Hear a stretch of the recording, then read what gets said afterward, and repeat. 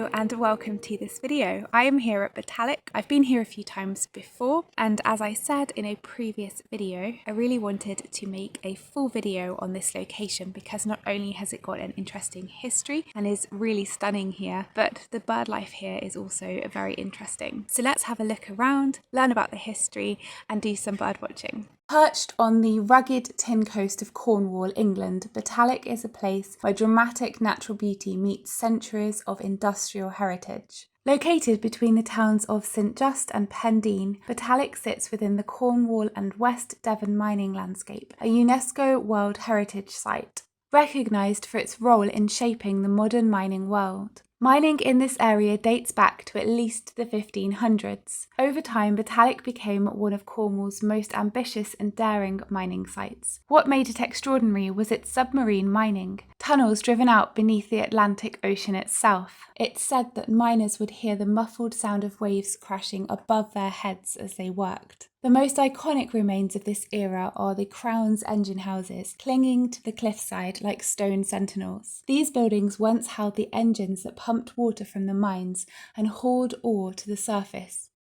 One of the lesser-known but equally significant aspects of Botallack's past is its role in the arsenic industry. As tin and copper were processed, arsenic, often found as a natural impurity, was collected and refined rather than discarded. In the 19th century, arsenic was in high demand for its use in pesticides, pigments and glassmaking. Botallack became part of this trade, constructing flues and condensers where arsenic dust would settle and be scraped off by hand. Workers tasked with this dangerous job, often women and children, wore only cloth masks for protection, and many suffered long-term health effects. The profits from arsenic sales helped sustain the mine during times when metal prices fell. Another remarkable fact is that Botallack's mining technology was far ahead of its time. As early as the mid-19th century, it used steam-powered engines and water wheels to operate equipment, ventilate tunnels and pump water. These advancements not only boosted productivity but influenced mining practices around the world, especially in regions like South America and Australia, where Cornish miners later emigrated. Today, visitors at Botallack can walk along coastal paths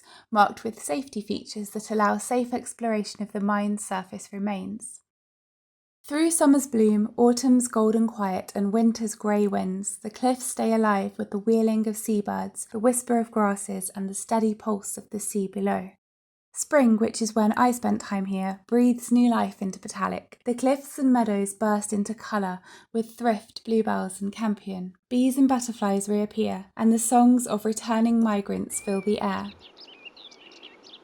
This is also when one of Cornwall's most iconic birds makes its presence known, the red-billed chough. With its glossy black feathers, curved crimson bill and tumbling flight, the chough is a symbol of Cornwall's wild coast. Once extinct in the county, it returned naturally in 2001 and has become a flagship species for conservation. Botallack is listed by the National Trust as one of the best places to see them. Did you know that the red-billed chough is actually considered a symbol of Cornwall itself, often called Cornwall's iconic bird? It appears on the Cornish coat of arms and is closely associated with Cornish heritage and identity. Choughs favour short coastal grasslands for feeding, often probing the soil for beetle larvae and other invertebrates. Their call is instantly recognisable, and they often fly in acrobatic pairs or family groups, rolling and swooping above the cliffs.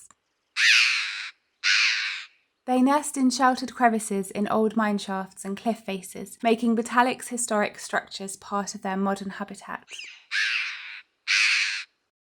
Another prominent corvid here is the raven. I witnessed a raven's nest built onto a cliff face, its chicks on the verge of fledging. On a return visit, I saw those fledglings, now airborne, still receiving food from their attentive parents. Ravens are among the most intelligent of birds, known for their problem-solving skills and complex social behaviours. Botallack's secluded cliffs provide ideal nesting sites for ravens. They are opportunistic feeders and their diet includes carrion, small mammals and birds. I observed one feeding on a rabbit and taking scraps of it to feed its fledglings.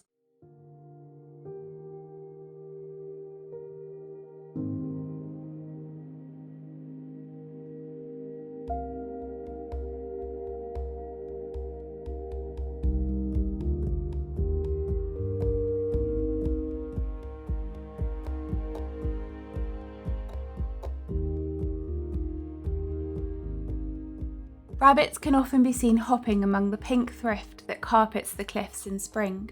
It's their grazing that helps maintain the diversity of wildflowers on the cliffs by preventing any one species from dominating, making them important ecosystem engineers in this coastal habitat.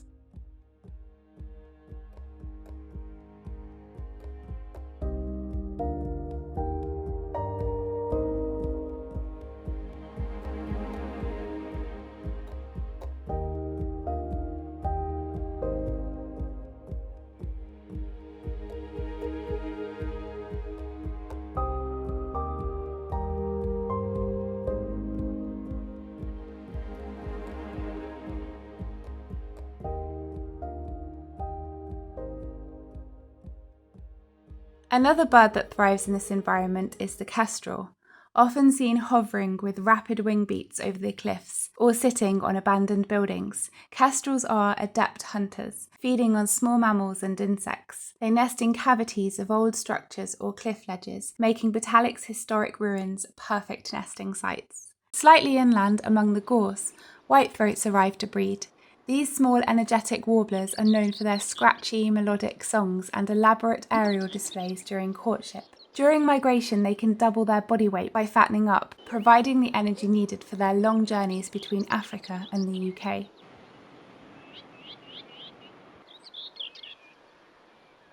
Stonechats are often seen perched atop gorse bushes, flicking their tails and emitting a sharp, distinctive call that resembles two stones being tapped together.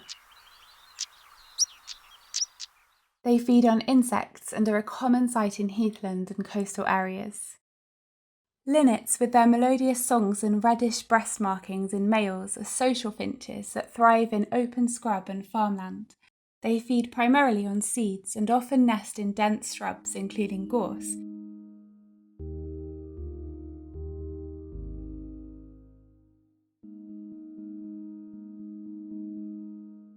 I really hope you enjoyed exploring Botallack with me and learning about the bird life here. Please do support my channel by liking and subscribing, and I will see you in the next video.